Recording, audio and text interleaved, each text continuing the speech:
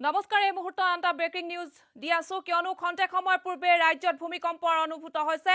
খন্তেক সময় পূৰ্বে ৰাজ্যত ভূমিকম্পৰ জোকাৰণি সমগ্ৰ ৰাজ্যজুৰি গুৱাহাটীকে ধৰি ৰাজ্যৰ বিভিন্ন প্ৰান্তত ভূমিকম্পৰ জোকাৰণি আমি জনাই আছো বিগত এপ্ৰিল মাহৰ পৰা বৰ্তমানলৈকে আজিৰ দিনটোলৈকে কেইবাটাও সৰু ডাঙৰ ভূমিকম্পে জোকাৰি গৈছে সমগ্ৰ ৰাজ্য আজিৰ দিনটোত মাত্ৰ 2 মিনিটৰ পূৰ্বে আহিছিল এই ভূমিকম্প আৰু এই ভূমিকম্পৰ প্ৰাবল্য বা উৎপত্তিস্থল ক'ত হেয়া আমি বৰ্তমানলৈ জানিব পৰা হোৱা নাই ৰিক্টাৰ স্কেলৰ প্ৰাবল্য বৰ্তমানেও জানিব পৰা হোৱা নাই খন্তেক সময়ৰ পাছতে আমি জনাম যদিহে সেই তথ্য আহে কিন্তু গুৱাহাটীকে ধৰি ৰাজ্যৰ বিভিন্ন প্ৰান্তত 8:48 অনুভূত হৈছে ভূমিকম্পৰ জোকাৰণি বিগত এপ্ৰিল মাহৰ পৰা বৰ্তমানলৈকে অৰ্থাৎ আজিৰ দিনটোৰ মাত্ৰ 2 মিনিটৰ পূৰ্বলৈকে কেইবাটাও সৰু বৰ ভূমিকম্পে জোকাৰি গৈছে আমাৰ ৰাজ্য আৰু আজিও মাত্ৰ কেইটামান মুহূৰ্তৰ পূৰ্বে মই পুনৰ কৈছো মাত্ৰ 2 মিনিটৰ পূৰ্বে এক ভূমিকম্পই জোকাৰি গৈছে সমগ্ৰ ৰাজ্য কেৱল গুৱাহাটী নহয় গুৱাহাটী মহানগৰকে ধৰি ৰাজ্যৰ বিভিন্ন প্ৰান্তত এই ভূমিকম্পই জোকাৰি গৈছে কিন্তু ৰিক্টাৰ স্কেলত এই ভূমিকম্পৰ প্ৰাবল্য কিমান বৰ্তমানলৈ জানিব পৰা হোৱা নাই 8:48 ভূমিকম্পই জোকাৰি গৈছে ৰাজ্যৰ বিভিন্ন প্ৰান্তত অনুভূত হৈছে ভূমিকম্প প্ৰচণ্ড ভূমিকম্প বুলি ক'ব লাগিব ভূমিকম্প বুলি ক'ব লাগিব কিয়নো এটা বৃহৎ জোকাৰণি হৈছিল সমগ্ৰ ৰাজ্যতে কেৱল অসম গুৱাহাটীকে নহয় গুৱাহাটীকে ধৰি সমগ্ৰ ৰাজ্যৰ বিভিন্ন প্ৰান্ততে এক প্ৰবল ভূমিকম্পে জোকাৰি গৈছে দীৰ্ঘ সময়লৈকে কম্পন অনুভূত হৈছে ৰাজ্যত এই ভূমিকম্পৰ বিলাসীপাৰা বঙাইগাঁও তামুলপুৰতো কম্পন হৈছে বুলি জানিব পৰা গৈছে কিন্তু উৎপত্তিস্থল এই ভূমিকম্পৰ উৎপত্তিস্থল ক'ত বৰ্তমানলৈ জানিব পৰা হোৱা নাই আৰু ৰিক্টাৰ স্কেলত ইয়াৰ প্ৰাবল্য কিমান হেয়াও গম পোৱা নাই কিন্তু অৱশ্যে ক্ষয়ক্ষতি কতো হোৱা নাই বুলি জানিব পৰা গৈছে বৰ্তমানলৈ কোনো ধৰণৰ ক্ষয়ক্ষতি হোৱা নাই বুলি জানিব পৰা গৈছে আমি জনাই আছো এই মুহূৰ্তত এটা ডাঙৰ খবৰ গুৱাহাটীকে ধৰি ৰাজ্যৰ বিভিন্ন প্ৰান্তত এক প্ৰচণ্ড ভূমিকম্পই জোকাৰি গৈছে 8:45 মাত্ৰ কেইটামান মিনিটৰ পূৰ্বে সমগ্ৰ ৰাজ্য জোকাৰি গৈছে এই ভূমিকম্পে কেৱল সমগ্ৰ গুৱাহাটী নহয় সমগ্ৰ ৰাজ্যৰ বিভিন্ন প্ৰান্তত উজনি নামনি মধ্য অসমতো এই ভূমিকম্পই জোকাৰি গৈছে বুলি জানিব পৰা গৈছে আৰু অতি প্ৰচণ্ড জোকাৰণি আছিল প্ৰাবল্য বৰ্তমানলৈ যদিও জানিব পৰা হোৱা নাই ইয়াৰ পূৰ্বে এপ্ৰিলৰ অন্তিম ভাগত যি এক প্ৰবল ভূমিকম্প হৈছিল সেই ভূমিকম্পৰ যি প্ৰচণ্ড জোকাৰণি হৈছিল সেই জোকাৰণিত আমাৰ ৰাজ্যৰ বিভিন্ন প্ৰান্তত বহু ক্ষয়ক্ষতি খবৰ আহিছিল আৰু ভূমিকম্পৰ উৎপত্তিস্থল আছিল ঢেকিয়াজুলি আৰু তাৰ পাছতো ক্ৰমে কেইবাটাও ভূমিকম্পই জোকাৰি গৈছে ৰাজ্য আৰু সমগ্ৰ ভূমিকম্প কেইটাৰ কিন্তু প্ৰায়ভাগৰ উৎপত্তিস্থল ঢেকিয়াজুলি বা তেজপুৰ আছিল আৰু এইবাৰ যি আজিৰ দিনটোৰ পুৱা 8:45 যি ভূমিকম্প অনুভূত হৈছে সেই ভূমিকম্প কিন্তু প্ৰাবল্য জানিব পৰা হোৱা নাই বা উৎপত্তিস্থল জানিব পৰা হোৱা নাই কিন্তু এটা প্ৰচণ্ড জোকাৰণি বুলি ক'ব লাগিব যি প্ৰচণ্ড জোকাৰণিয়ে ৰাজ্যক কিছু হলেও শংকিত কৰিছে কিন্তু জনসাধাৰণক আমি শংকিত হ'বলৈ নকওঁ বা শংকিত হোৱাৰ জনসাধাৰণৰ প্ৰয়োজন নাই কিয়নো আপোনালোকে যথেষ্ট সক্ৰিয় হৈ থাকক কিয়নো প্ৰতিটো মুহূৰ্ততে যিকোনো মুহূৰ্ততে এনে ধৰণৰ ভূমিকম্প আহিব পাৰে যাতে কোনো ধৰণৰ বিপদ বিঘিনি নহয় তাৰ বাবে হস্তম থাকক সকলো আমি জনাই আছো এই মুহূৰ্তত ৰাজ্যত খন্তেক সময়ৰ পূৰ্বে এক প্ৰচণ্ড জোকাৰণিৰ ভূমিকম্পৰ জোকাৰণি হৈছে কিয়নো দেখিবলৈ পোৱা গৈছে বিগত সময়ছোৱাতো কিন্তু এনে ধৰণৰ ভূমিকম্প হৈছে এইবাৰ 5.6 ৰিক্টাৰ স্কেলত 5.6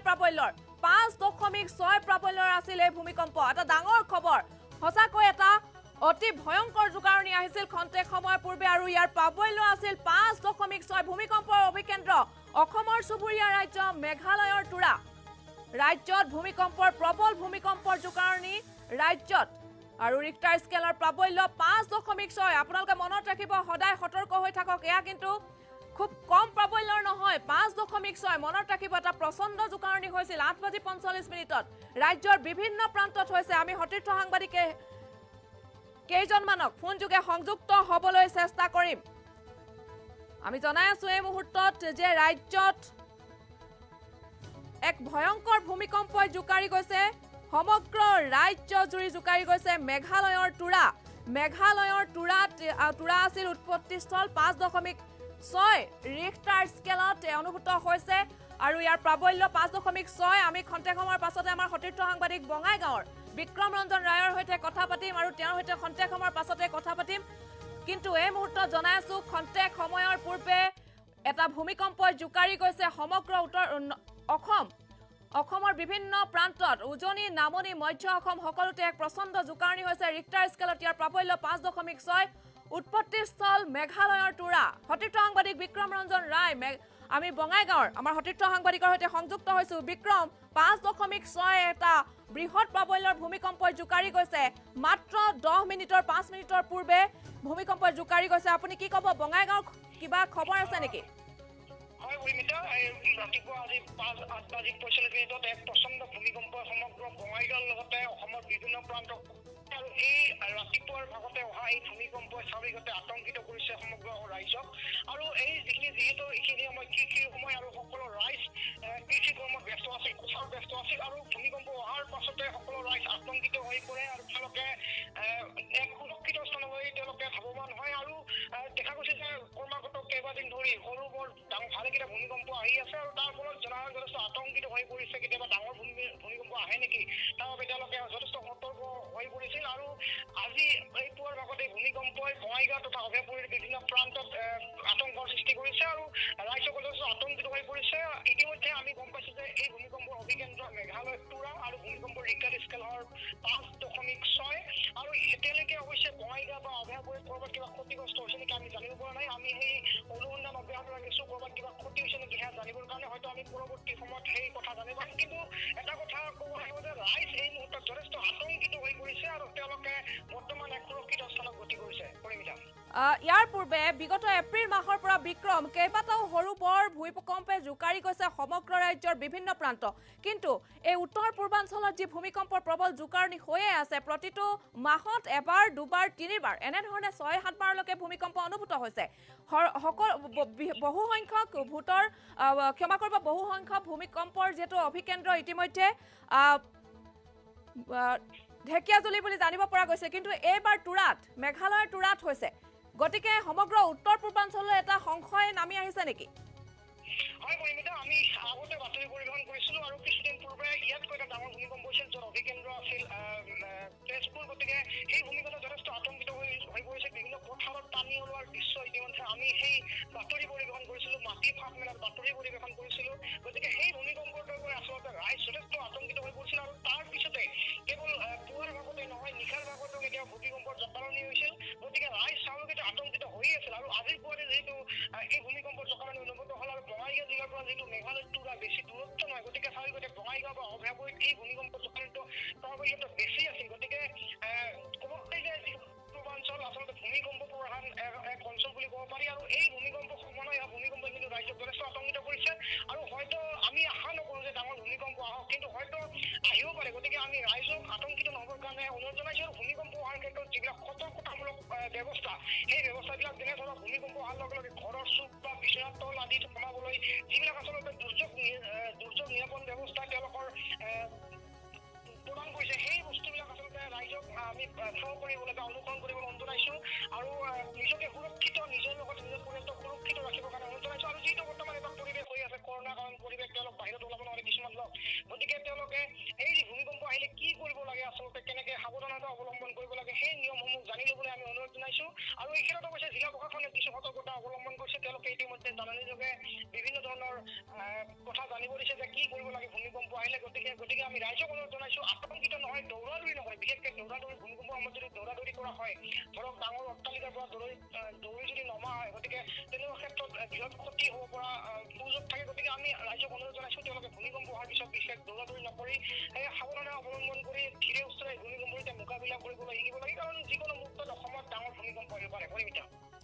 ধন্যবাদ বিক্ৰম যদিহে কিবা ক্ষয়ক্ষতি হয় বা অন্য কোনো নতুন তথ্য আপোনাৰ হাতলৈ আহে তেন্তে খন্তেক সময়ৰ পাছত আমি আপোনাৰ সৈতে পুনৰ সংযুক্ত হ'ম আমি এতিয়া জনাই আছোঁ যে খন্তেক সময় পূৰ্বে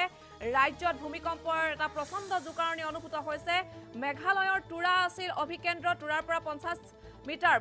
উত্তৰে আৰু ইয়াৰ প্ৰাবল্য আছিল 5.6 ৰিক্টাৰ স্কেলৰ প্ৰাবল্য 5.6 এয়া কিন্তু সাধাৰণ খুব কম প্ৰাবল্যৰ নহয় 8:45 অনুভূত হৈছে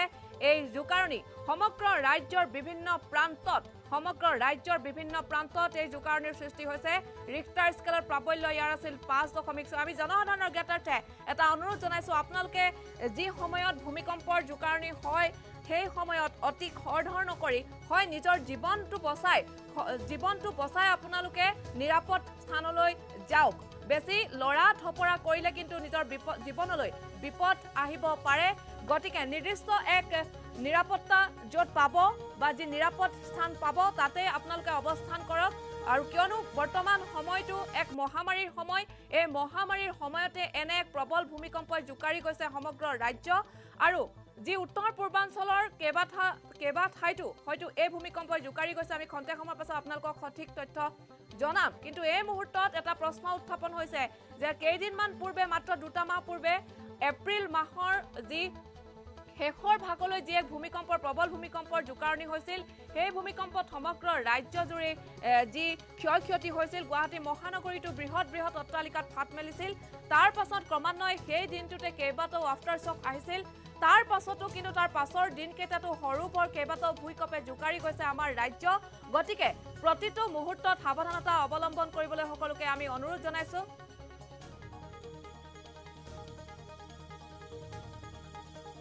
আৰু পুনৰ আন এক তথ্য আহিছে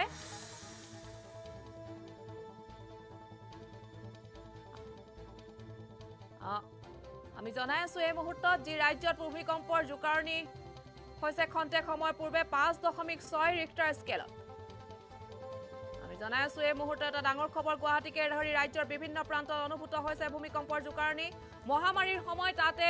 ভূতৰ ওপৰত দানহ পৰা দি এই ভূমিকম্প আহিছে কেইবাবাৰো আহিছে ইতিমধ্যে আজিৰ দিনটোলৈকে বিগত 2 মাহৰ পৰা এপ্ৰিল মে জুন আৰু জুলাই এই আজি জুলাই মাহৰ 7 তাৰিখ এই দিনটোলৈকে কেইবাটাও সৰু বৰ ভূমিকম্পে জোকাৰি গৈছে আমাৰ ৰাজ্য আমি খন্তেক সময়ৰ পাছতে আমাৰ সতীৰ্থ সাংবাদিক হিৰক জ্যোতি ডেকাৰ সৈতে আমি ফোন যোগে সংযুক্ত হ'ম এটা ডাঙৰ খবৰ জনাই আছো ৰাজ্যত ভূমিকম্পৰ জোকাৰণি আৰু এক বৃহৎ প্ৰাবল্য বুলি ক'ব লাগিব 5.6 এক প্ৰচণ্ড জোকাৰণি হৈছিল গুৱাহাটীকে ধৰি ৰাজ্যৰ বিভিন্ন প্ৰান্তত উজনি নামনি আৰু মধ্য অসম সকলোতে এই ভূমিকম্পই জোকাৰি গৈছে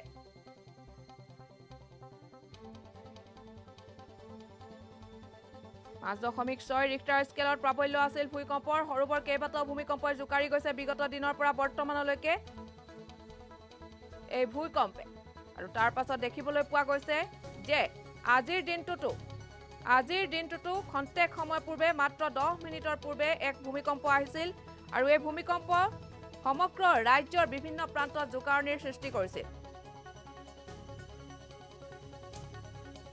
আৰু কুকুৰাঝাৰটো হৈছে বুলি জানিব পৰা গৈছে এক প্ৰচণ্ড জোকাৰণি কুকুৰাঝাৰটো হৈছে বুলি জানিব পৰা গৈছে খন্তেক সময় পূৰ্বে আমালৈ খবৰ আহিছে আৰু কুকুৰাঝাৰটো এক প্ৰবল জোকাৰণি হৈছে বুলি প্ৰচণ্ড জোকাৰণি হৈছে বুলি জানিব পৰা গৈছে তুৰাৰ পৰা 50 কিলোমিটাৰ উত্তৰে এই ভূমিকম্প সংঘটিত হৈছে বুলি অনুভূত হৈছে বুলি জানিব পৰা গৈছে আৰু এক শেহতীয়া তথ্য আহিছে অভিকেন্দ্ৰ গোৱালপাৰা বুলিহে এক শেহতীয়া তথ্য আহিছে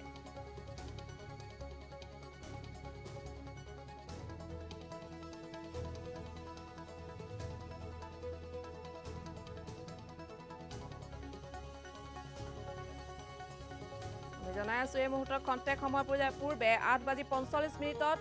5.6 ৰিক্টাৰ স্কেলত 5.6 প্ৰাবল্যৰ এক ভূমিকম্পে জোকাৰি গৈছে আমাৰ ৰাজ্যৰ বিভিন্ন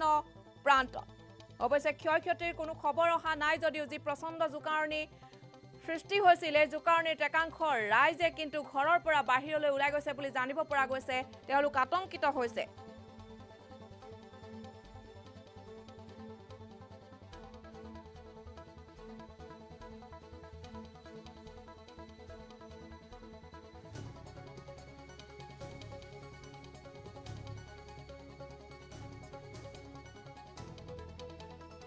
ৰাজ্যত পুনৰ ভূমিকম্পৰ জোকাৰণি 5.6 প্ৰাবল্যৰ ভূমিকম্পই জোকাৰি গৈছে সমগ্ৰ ৰাজ্য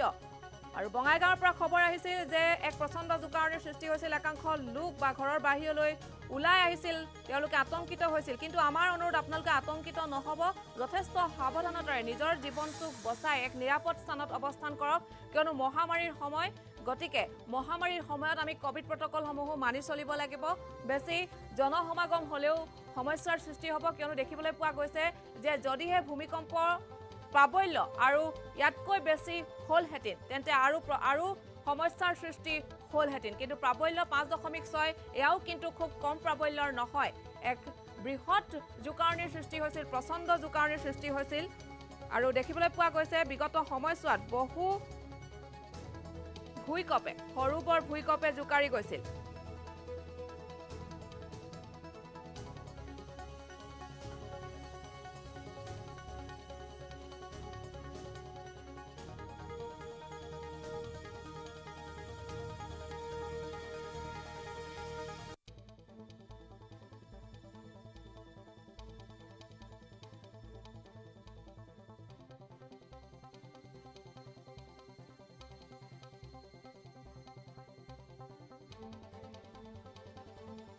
আমি জনাই আছো এই মুহূৰ্তত ৰাজ্যত প্ৰবল এক প্ৰচণ্ড ভূমিকম্পৰ জোকাৰণিৰ সৃষ্টি হৈছে খন্তেক সময় পূৰ্বে মাত্ৰ 15 মিনিটৰ পূৰ্বে ৰাজ্যৰ বিভিন্ন প্ৰান্তত এই জোকাৰণিৰ সৃষ্টি হৈছে কোকৰাঝাৰ বঙাইগাঁও ধুবুৰী ইত্যাদিকে আদি কৰি বহু ঠাইত ৰাজ্যৰ বিভিন্ন ঠাইত এই ভূমিকম্পৰ জোকাৰণি অনুভূত হৈছে 8:45 5.6 প্ৰাবল্যৰ এই ভূমিকম্প বৰ্তমানলৈ ক্ষয়ক্ষতিৰ কোনো খবৰ অহা নাই মেঘালয়ৰ তুৰা আছিল অভিকেন্দ্ৰ ভূমিকম্পৰ অভিকেন্দ্ৰ মেঘালয়ৰ তুৰাৰ পৰা 50 কিলোমিটাৰ গভীৰতাত ভূমিকম্প অনুভূত হৈছে বুলি জানিব পৰা গৈছে